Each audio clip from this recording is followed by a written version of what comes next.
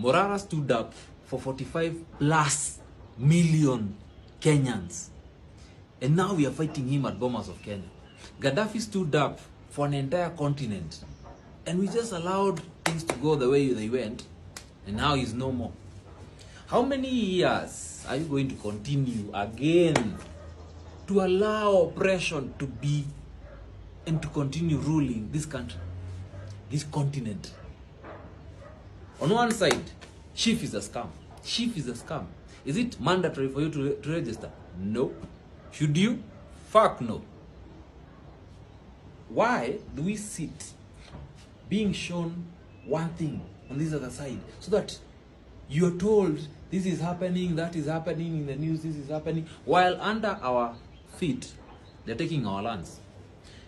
They have taken, nowadays, right now, indigenous seeds you cannot plant because most of them have been registered by one of the top most important companies when it comes to agriculture in the world, Monsanto.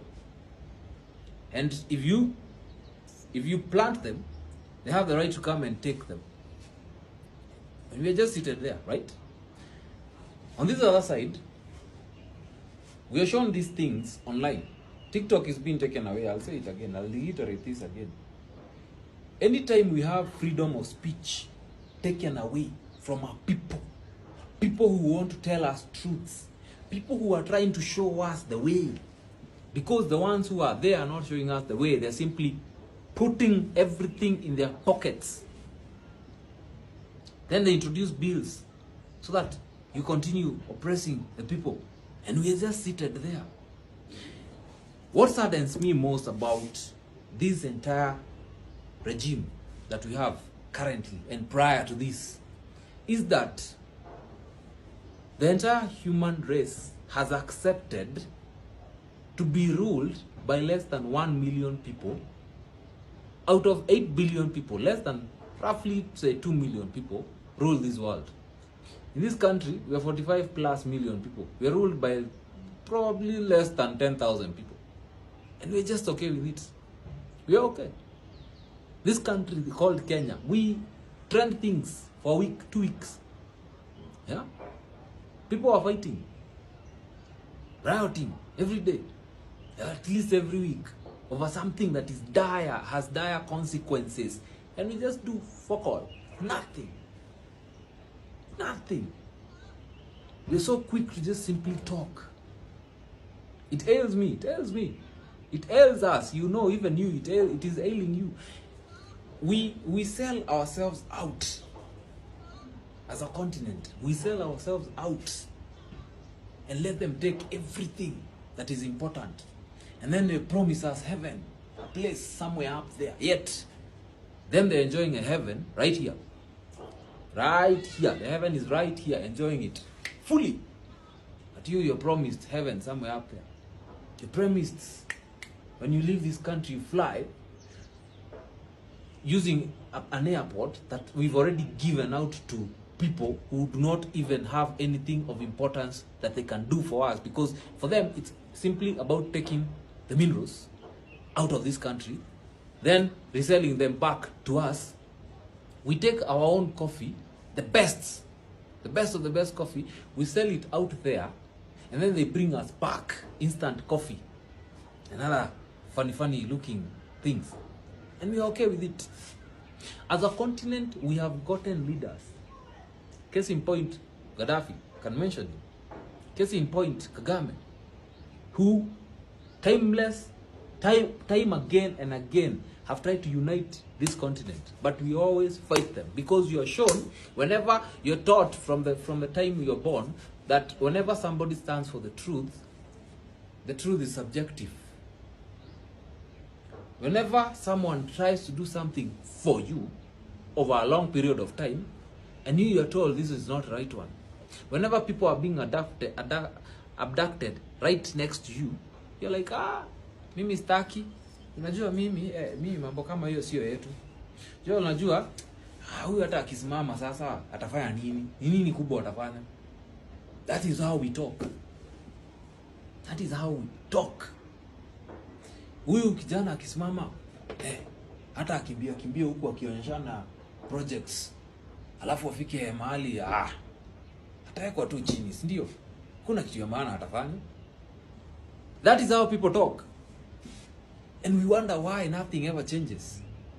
This game called politics has been played for years, and we do nothing. The majority of people in this world are citizens, people who have the power. We say, hey, Amandla away to South Africa. Amandla power away to the people. But for how long? We don't do anything. We don't do anything. We're shown one thing and then they take. We're shown this in the news, they take. Then they just take. One time they're telling us prices of this have gone up because the economy is not doing. Who is the economy? Then they bring up bills in parliament under your noses. And we are just accepting these things. We just accept these things. How? Why? Then somebody is taken, coerced to change tactics. The other day, Kasmel, you were saying Ruto must go. Now you're saying a different thing. What has happened? What has changed? What happens in this continent that we're going to continue like this for years to come? Because when a hero stands up, a heroine stands up, Wangari Maathai went through the same shame. They stripped her naked in the streets. But she was fighting against the same thing in a different time. And then now they named Forest Road to be Wangari Maathai Road, years after she's gone. And we are okay. We are okay with it. How many leaders are we going to bring up in this country of Kenya, in this continent of Africa? Instead of supporting that leader who we know this is a leader, this is not some guy or some lady who's just been put there to be seen so that they can do it under our noses. They can take all our minerals under our noses. How many years of oppression is it going to take for Africans, for Kenyans, to stand up and say we are done? How many? What do we need to do? Do we have to do? What do we have to say? Who has to stand up? With what resources? We have supported Morara so far. Now you have started beating the same person. Because the people who are throwing those chairs are the same citizens. Whether you're paid or not, you're also a part of the problem. You're part of that problem. The people who are kidnapping us are citizens. They're not leaders. I've never seen a governor go and kidnap anybody. They use you. And you accept it. When the election times comes, in the next year, if they don't change this constitution, in the next year, you're going to be told again, elect this one. Because this is the right person for Mulema.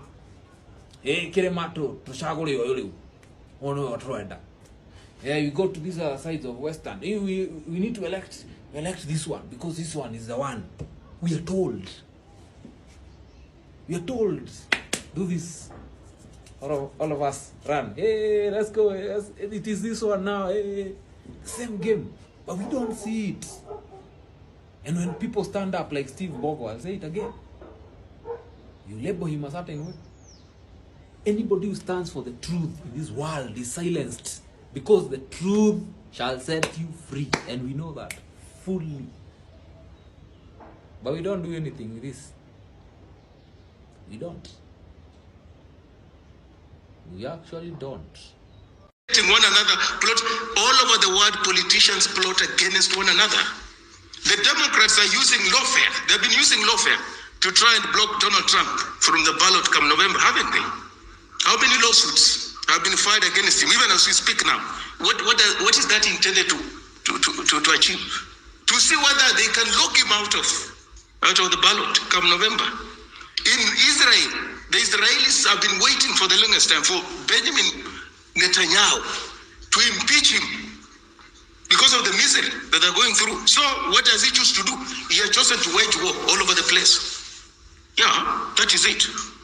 They think he contributes to the kind of problems they have, waging wars all over the place, which has rendered them completely insecure. If they get a chance, they're going to get rid of him. So why do we tolerate mediocrity? That's a question of why do we tolerate mediocrity? Why don't we just cut the excess fat? Get lost. Come on. We're tired of this mediocrity. Get lost and go. We want a new beginning. So we're long on rhetoric, but completely we're like midgets when it comes to decisiveness. Which why Raila Odinga, give it to him. He knows consensus. At the opportune time, I'm just going to shake hands with the government of the day and say, oh, I'm stabilizing the country. I'm bringing peace. Oh, we can't go the Sudan way. We can't go the Somali way. Oh, he's a statesman, stuff like that. He has read the psyche of the Kenyan society. He has. You know, when he does things for self-serving ends, the society will actually appreciate. No, he has stabilized the economy. Now we can do business. Oh, we're sliding into anarchy. He has brought us back from the brink. That kind of rhetoric. And the church people will come up and talk about peace industry, peace crusade, stuff like that. When they are contributory to the morass in which we are sunk currently. Peter, we will have to break ranks with this culture of lukewarmness, this culture of weak-kneedness, this culture of lack of courage, being cowardly, and we're so cowardly that we don't even have the courage to exercise our cowardness. We're so cowardly. You know, you don't need courage, but we're even afraid of being just cowards. What kind of a society is that? We must break ranks with this culture of status quo. That when politicians differ, there's something wrong with our society. So what do you want them to do? Then we just have one party state. We get rid of these things about multipartyism because we get jittery when politicians differ. No, we wake up, a politician is about to be censored, to be impeached. Oh, we can't tolerate that. Really? We'll have to appreciate courage and the import of courage in the transformation of our society, in the turning around of our economy, in the turning around of our education sector, in the turning around of our health sector. Those decisions entail jailing people. Those are tough decisions. Jailing people. People who have looted from the coffers, public coffers, under the guise of offering Kenyans health, NHIF. These people must be jailed. People who mess up with the education sector, condemning Kenyans to, poor quality, poor education, as opposed to education that will provide Kenya with, solid quality human resource, must go to jail. Must go to jail.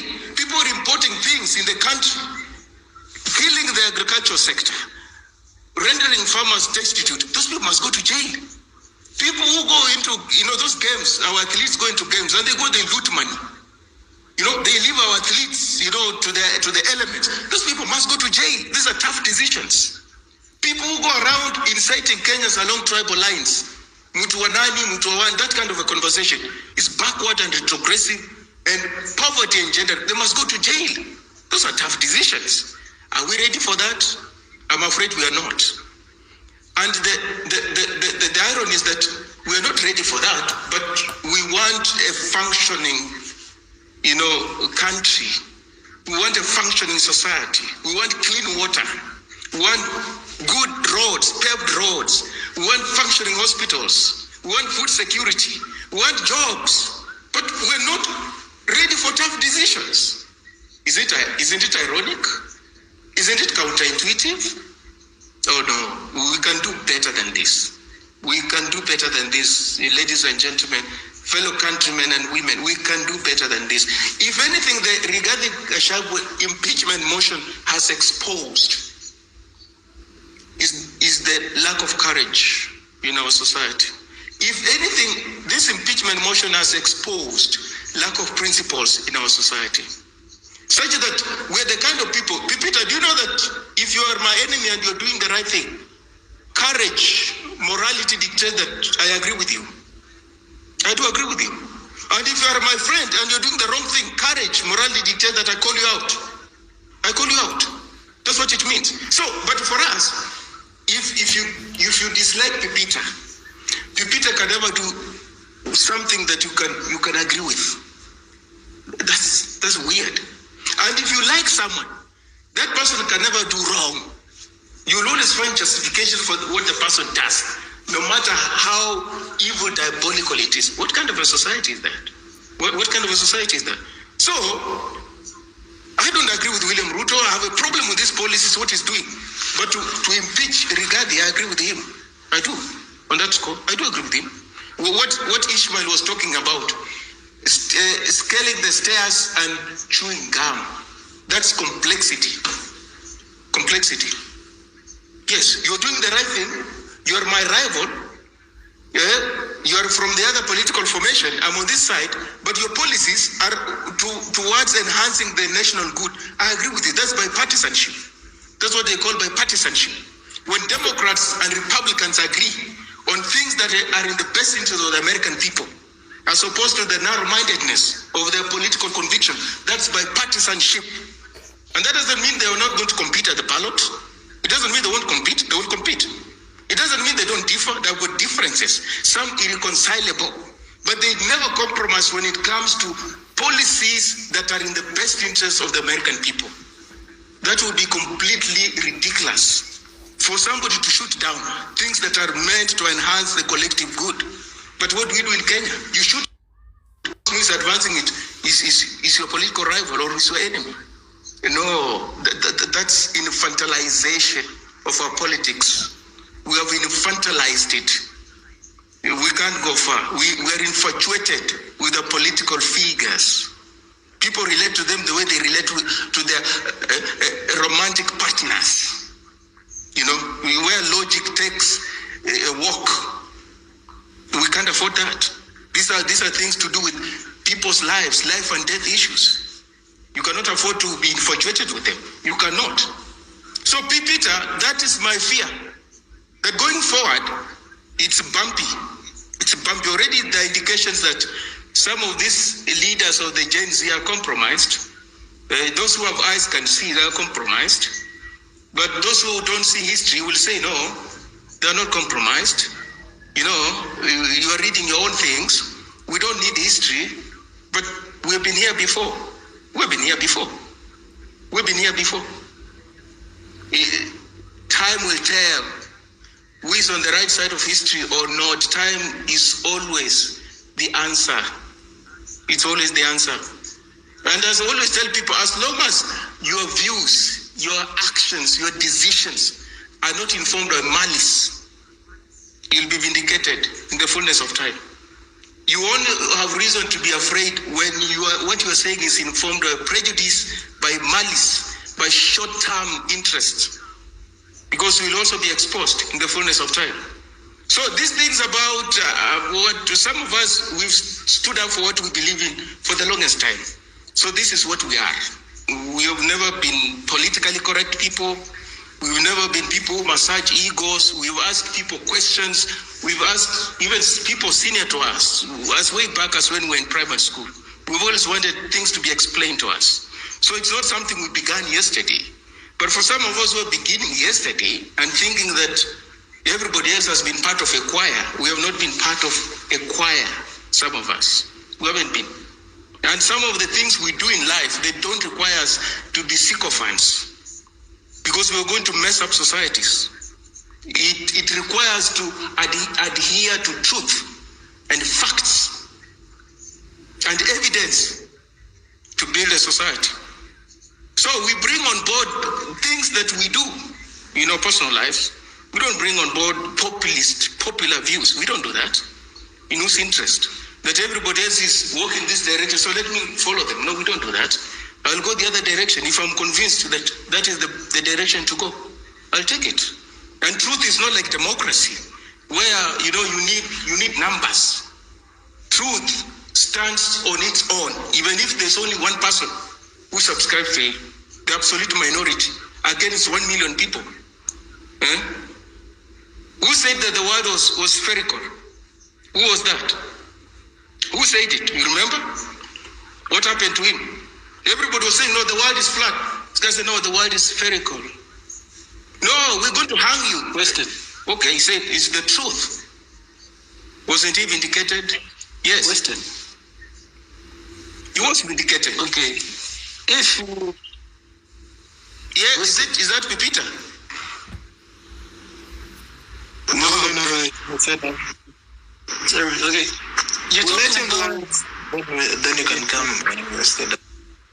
So, is small-mindedness, but in the fullness of time, they have been proven wrong. So I'm saying, to move Kenya forward, we'll have to interrogate our own prejudice. We'll have to interrogate our own, small world views. We'll have to be accommodative to people who have dissenting views. We'll have to be accommodative to people who don't read from the same script as we do. It's required. It's part of multi-party politics. It's part of diversity. Those values in the Constitution. It's part of multiculturalism. And at the end, that is the kind of stuff development is made of. The ability to accommodate difference. That's what constitutes development. But this monolithism, one-party state, sycophancy, no, that's retrogression. I learned, Pepita.